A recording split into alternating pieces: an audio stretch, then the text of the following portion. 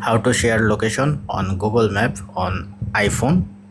Simply search Google Map,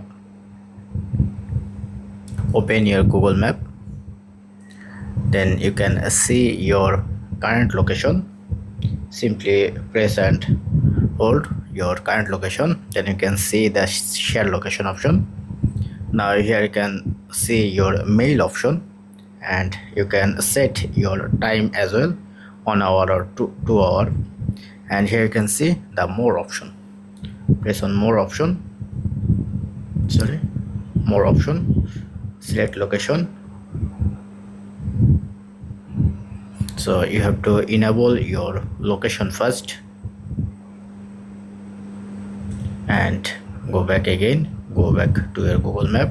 Then you can see all options are available, your phone number, WhatsApp or mail or messenger, anything.